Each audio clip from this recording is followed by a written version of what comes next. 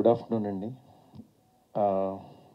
ఈరోజు చాలా ఈ సినిమా ఎప్పుడు రిలీజ్ అవుద్దని చాలాసార్లు 2-3 సార్లు అడిగాను ప్రసాద్ గారిని. అడిగితే చూసుకుని చేద్దామని అనుకుంటున్నారన్నారు. బట్ మంచి సీజను మంచి టైంలో ఆపరేషన్ రావణ్ సినిమా రిలీజ్ అవుతుంది. ఈ సినిమా లాస్ట్ ఒక 6 months బ్యాక్ చూశాను సినిమాని ఇక్కడ ఇదే ప్రసాద్ ల్యాబ్లో.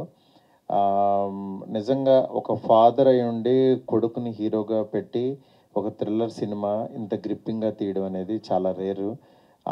అది ఆయన నిజంగా ఫుల్ ప్లెడ్జ్డ్గా ఆయన ఎఫర్ట్ పెట్టి సినిమా మీద ప్యాషన్తో ఆయన వేరే బిజినెస్ నుంచి ఇక్కడికి వచ్చి ముందు కొడుకుని హీరోని చేసి ఒక పలాస లాంటి కథ ఎంచుకుని ఆ కథని సక్సెస్ఫుల్గా తెర మీదకి తీసుకొచ్చి దాని తర్వాత మళ్ళీ ఇలాంటి సినిమా మళ్ళీ ఈయన రూపొందించడం చాలా హ్యాపీగా ఉంది. ఆయనే ప్రొడ్యూసర్, ఆయనే డైరెక్టర్గా ఈ సినిమా చేశారు.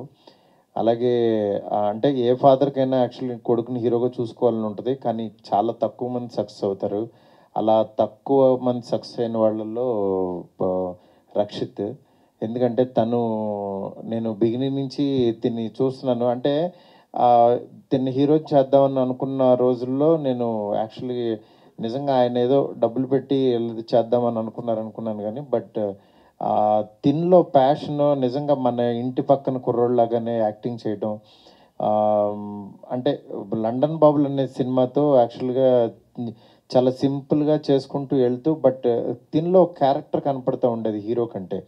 ఆ క్యారెక్టర్ అనేది తర్వాత నిజంగా పలాసాల్లో ఫుల్ ప్లెడ్జ్డ్గా తను యాక్టింగ్ చేయడం మెస్మరైజ్ చేశాడు. దాని తర్వాత నేను రీసెంట్గా శశివదనే సాంగ్ కూడా చూస్తే చాలా బాగా అనిపించింది. డెఫినెట్గా రక్షిత్ నువ్వు ఒక మంచి హీరోతో, అందులో డౌటే లేదు. ఎందుకంటే ప్యాషన్తో పాటు ఆడియన్స్కి రీచ్ అవ్వడం అనేది ఒకటి ఉంటుంది. చాలా తక్కువ మంది రీచ్ అవుతారు హీరోల్లో.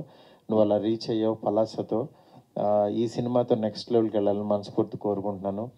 అట్లాగే మా ప్రసాద్ గారు ఆయన లోపల ఉన్న ఆలోచనలు అది శత్రువో మిత్రుడో తర్వాత రిలీజ్ తర్వాత తెలుస్తుంది. ఎందుకంటే ఆయన చాలా ప్యాషన్గా రాసుకున్న కథ. అంటే ఒక తెలుగు పద్యం చెప్పాలని తపన పడటం, సినిమాలో ఒక మంచి విషయం చెప్పాలని, నెక్స్ట్ ఒక నావెల్ చదివితే ఎంత ఇంట్రెస్టింగ్గా వెళ్తుందో అలా సినిమా తీయాలని, అట్లాగే పబ్లిసిటీ కూడా సినిమాలో ఉన్న క్యారెక్టర్ పాపం అతని ఫేస్ చూపించుకోవడానికి లేకుండా అతనికి ఒక ముసుగేసి కార్నర్లో కూర్చోబెట్టారు. బట్ నిజంగా ఒక ఇంట్రెస్టింగ్ థింగ్. ఎందుకంటే తనకి కూడా అసలు ఎవరైతేనో చూడాలి చేయాలి అని ఒక చిన్న ఇంట్రెస్ట్ క్రియేట్ చేయడం అనేది అంత చిన్న విషయం కాదు. అలాంటి ఇంట్రెస్ట్ని కలుగజేస్తూ ఈ ప్రమోషన్ కూడా ముందుకు తీసుకెళ్తున్నారు. రేపు సినిమా రిలీజ్ అవుతుంది. తప్పకుండా ఈ సినిమా చూసి ఈ టీం అందరినీ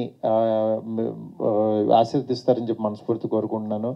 అట్లాగే మన తిరువీరు కూడా ఇక్కడికి వచ్చాడు. తను నిజంగా చాలా గొప్ప ఆర్టిస్ట్. తిరువీరు కూడా పలాసాలో అంటే ఎంత న్యాచురల్గా యాక్ట్ చేశాడో తెలుసు. నేను ఇప్పుడే అన్నాను, ఒక డిఫరెంట్గా కనిపిస్తావు డార్లింగ్ నువ్వని. అలాగే తిరువీరుకి, ఈ టీం అందరికీ కూడా ఇక్కడికి వచ్చిన మా ఫ్రెండ్ స్వామి గారికి, అట్లాగే అనిల్ గారికి, అందరికీ కూడా చాలా థ్యాంక్స్.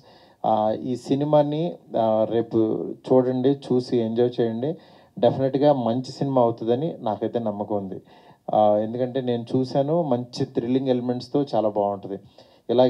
ఇలాగే ఉంటుంది. ముగ్గురు ఇలా ఉంటే ఒకడు విచిత్రంగా ఉంటాడు. అంతేనా గీత? అంతే మాత గారు, మీరు ఏం చెప్తారు? Thank you so much. Thank you so much for coming and gracing the event.